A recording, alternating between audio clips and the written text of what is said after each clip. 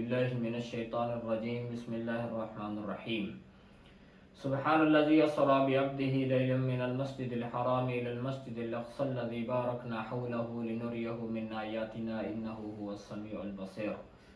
بھائی اور دوستو، اللہ تعالیٰ نے اپنے نبی کو معراج کروایا ہے، اور اس معراج کے دوران اللہ کے نبی صلی اللہ علیہ وسلم نے تمام انبیاء کی امامت کروائی ہے مسجد اقصی میں۔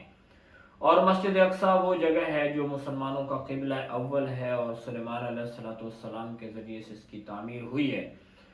اور حضرت ابو ذر غفاری رضی اللہ عنہ سے روایت ہے، وہ فرماتے ہیں میں نے اللہ کے نبی سے عرض کی یا رسول اللہ، دنیا کے اندر سب سے پہلی مسجد کون سی ہے؟ تو آپ نے فرمایا کہ مسجد الحرام۔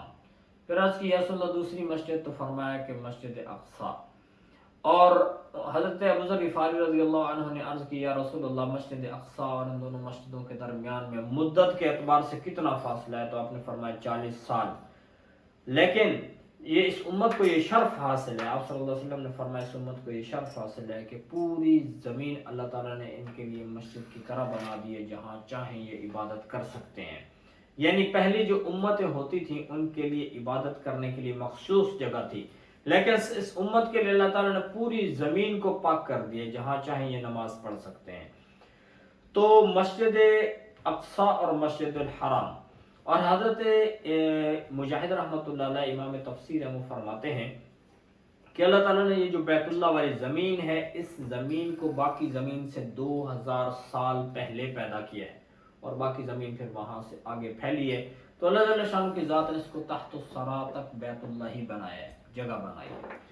تو بہرحال تو مسجد حرام اور مسجد اقصی، اور مسجد اقصی وہ مسجد ہے کہ جس کو حضرت سلیمان علیہ السلام نے اللہ کے حکم سے تعمیر فرمایا۔ تو سلیمان علیہ السلام کو اللہ تعالیٰ نے بہت بڑی بادشاہت عطا فرمائی تھی، ان کوئی چرند پرند بھی ان کی حکومت میں داخل تھے، یعنی وہ بھی ان کی بات مانتے تھے، جنات کے اوپر بھی ان کی حکومت تھی، وہ بھی ان کے تابع تھے، وہ بھی ان کی بات مانتے تھے۔ تو اللہ تعالیٰ نے ایک بہت بڑی بادشاہت عطا فرمائی تھی۔ تو سلیمان علیہ السلام کو اللہ تعالیٰ نے آرڈر دیا کہ تم یہ مسجد میرا گھر بناؤ۔ تو حضرت سلیمان علیہ السلام نے ایک شخص سے زمین خریدی، اور اس جنات کو اس زمین کی کھدائی کرنے کا حکم دیا، اور پھر اس میں تعمیر کا حکم دیا۔ تو جنات نے کھدائی کی، اس میں بڑی بڑی چٹانیں لا کر اس کی بنیادوں کو بھرا، اور شام تک کام کیا۔ پھر کام بند ہوا، جب دوسرے دن وہ لوگ آئے تو کیا دیکھتے ہیں کہ جتنا کام کیا تھا وہ سب پھر سے تعمیر گر چکی ہے۔ تو بڑے پریشان ہوئے، پھر کام شروع کیا، پھر دوسرے دن دیکھا وہ تعمیر پھر سے گری ہوئی ہے۔ تو پھر وہ لوگ، تو حضرت سلیمان علیہ السلام نے اللہ سے عرض کیا اللہ تو نے مجھے حکم دیا ہے اپنا گھر بنانے کا، میں تیرا گھر بنا رہا ہوں، تو پھر ایسا کیوں ہو رہا ہے؟ تو اللہ جل شانہ کی ذات نے وحی کی کہ جس بندے سے تم نے زمین خریدی ہے وہ بندہ اس کے اوپر راضی نہیں ہے، خوش نہیں ہے، زمین دینے پہ اس کو تم نے خوشی نہیں کیا۔ تو سلیمان علیہ السلام نے اس بندے کو بلایا اور پوچھا کہ بھائی بتاؤ تم کیا مانگتے ہو، کیا چاہیے تمہیں؟ تو اس کے اوپر کیا تم خوش نہیں ہو زمین دینے پہ؟ اس نے کہا کہ میں خوش نہیں ہوں۔ تو اس کے اوپر حضرت سلیمان علیہ السلام نے اس کی قیمت بڑھا دی۔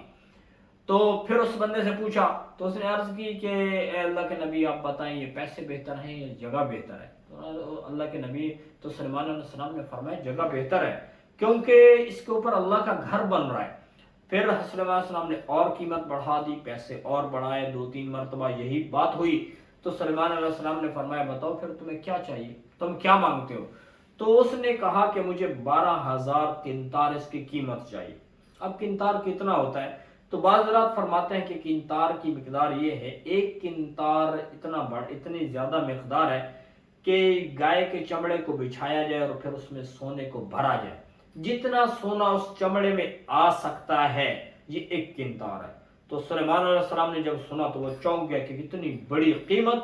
تو آسمان سے اللہ جل شانہ کی ذات نے وہی فرمائی کہ اے سلیمان کیا ہمارے خزانوں میں کمی ہے؟ تو اس کے اوپر حضرت سلیمان علیہ السلام نے اس کی زمین کی قیمت ادا کی، اس کو خوش کیا، راضی کیا، اور پھر مسجد کی تعمیر شروع کروائی۔ یہاں تک کہ چلتے چلتے جب یہ مسجد تعمیر ہو گئی، مسجد اقصی تعمیر ہو گئی، تو حضرت سلیمان علیہ السلام نے لوگوں کی بہت بڑی دعوت کی، 1000 گائے اور 20,000 بکریاں ذبح کی، لوگوں کو بلایا، ان کی دعوت کی۔ اور نیکی کا کام ہے، اللہ تعالیٰ نے جو ہے ایک بہت بڑا کام لیا کہ انبیاء کا وہ تمام پہلے جو انبیاء ہیں ان کا قبلہ رہا ہے، وہاں اس کے ارد گرد انبیاء دفن ہیں، انبیاء کا مسکن ہے۔ تو اللہ جل شانہ کی ذات نے ایک بہت بڑا ان سے دین کا کام لیا۔ تو سلیمان علیہ السلام نے جو ہے وہ اللہ کے شکر ادا کیا، اور اللہ کے نبی صلی اللہ علیہ وسلم نے فرمایا اذا سرت کا حسنتک وساءت کا سیئتک فانت مومن۔ تو اب بھی ایمان والوں کو چاہیے کہ جب اللہ تعالیٰ ان کو کوئی نیکی کا کام کرنے کی توفیق عطا فرما دے تو ان کو خوش ہو جانا چاہیے، یہ ایمان کی علامت ہے۔ نماز کی توفیق ہو گئی، قرآن کی تلاوت کی توفیق مل گئی، ذکر کا موقع مل گیا، لوگوں کی خدمت کا موقع مل گیا، صدقہ خیرات زکوٰۃ ادا کرنے کا موقع ملا، تو ایمان کی نشانی ہے کہ ایمان والے کو خوش ہو جانا چاہیے، اللہ کا شکر ادا کرنا چاہیے۔ تو سلیمان علیہ السلام نے بہت بڑی دعوت کی اس کے شکرانے میں، اور پھر یہ مسجد مکمل ہوئی، لیکن اس کا کچھ کام باقی تھا کہ سلیمان علیہ السلام کی موت کا وقت آ گیا۔ تو اللہ جل شانہ کی ذات نے حکم دیا، اور سلیمان علیہ السلام کی اس وقت عمر 53 سال تھی، یعنی 53 ایئر اولڈ تھے وہ۔ تو سلیمان علیہ السلام کو اللہ تعالیٰ نے حکم دیا کہ تم نماز کی نیت باندھ کے عصا اپنے پاس رکھو، ٹیک لگا کے کھڑے ہو جاؤ۔ اور ان کا بہت بڑا عالی شان محل تھا، تو شیشے کے محل میں کھڑے ہوئے نماز کی نیت باندھی اور ٹیک لگائی ہوئی تھی کہ اللہ جل شانہ کی ذات نے فرشتے کو بھیجا، ان کی جان نکال لی، اور وہ وہیں ٹیک لگائے کھڑے رہے، اور جو جنات تھے وہ اس مسجد کا کام کرتے رہے یہاں تک کہ 1 سال گزر گیا۔ اور سلیمان علیہ السلام کی وہ جو عصا تھا جس کے اوپر انہوں نے ٹیک لگائی تھی اس کو دیمک لگی، اور پھر جب وہ لاٹھی گری اور وہ عصا گرا تو پھر جو ہے جنات کو پتہ چلا ہو کہ ہم تو اتنا لمبا چوڑا ٹائم کام کرتے رہے، حالانکہ سلیمان علیہ السلام تو اللہ کو پیارے ہو گئے تھے۔ تو اس لیے اللہ جل شانہ کی ذات نے فرمایا لو یعلمون الغیب ما لبثوا فی عذاب مہین، کہ اگر جو جنات ہیں یہ بھی غیب کی باتیں جانتے تو پھر یہ اتنی بڑی مشقت نہ اٹھاتے، بلکہ ان کو ابتدا سے ہی پتہ چل جاتا کہ حضرت سلیمان علیہ السلام تو دنیا سے چلے گئے، تو اپنا کام بھی بند کر دیتے۔ تو غیب کی جو باتیں ہیں، غیب کا جو علم ہے وہ اللہ کی ذات کے پاس ہے۔ تو اس طرح سے اللہ تعالیٰ نے حضرت سلیمان علیہ السلام کو حکم دیا اور مسجد اقصی کی تعمیر کروائی۔ تو یہ وہ مسجد ہے جس کی ارد گرد بارکنا حولہ، اللہ تعالیٰ نے برکتیں رکھ دی ہیں۔ برکتیں ایک تو روحانی اعتبار سے ہیں کہ تمام انبیاء کا قبلہ ہے، برکتیں جو ہیں وہ دینی اعتبار سے ہیں کہ انبیاء کا یہ مدفن بھی ہے، اس کے قریب اس میں انبیاء نے عبادات کی ہیں، اور اس میں اور برکات باقی جو دنیاوی اعتبار سے ہیں کہ سرسبز و شاداب علاقہ ہے، چشمے ہیں، پانی ہے، تو دنیاوی اعتبار سے بہت سہولیات موجود ہیں۔ تو اللہ جل شانہ کی ذات نے اس مسجد کو تعمیر کروایا، تو مسجد اقصی میں نبی پاک صلی اللہ علیہ وسلم نے آ کر امامت کروائی ہے انبیاء کی، اور یہاں پر اللہ کے نبی امام الانبیاء بنے ہیں۔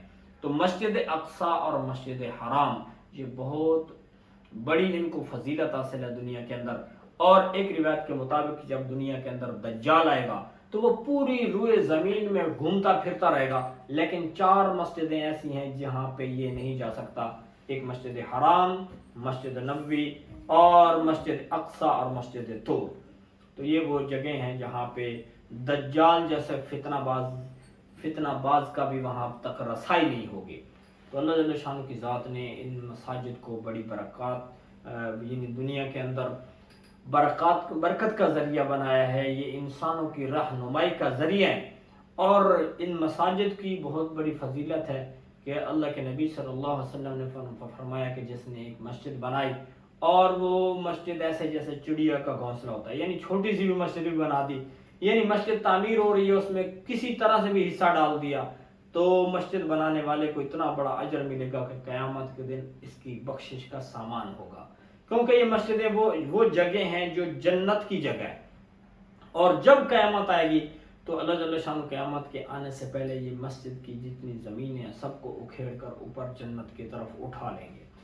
تو اللہ تعالی ہمیں مسجد کے ساتھ تعلق نصیب فرمائے، اور مساجد کے جو لوگ ہیں جو مسجد کی خدمت کرنے والے ہیں ان کو بھی اس کے اوپر جو ہے اللہ کا شکر ادا کرنا چاہیے کہ اللہ تعالیٰ نے ان کو ایک بہت بڑے اہم کام کے لیے ان کی زندگی کو، ان کے مال کو، جان کو قبول کیا، تو اس کے اوپر اللہ کا شکر ادا کرنا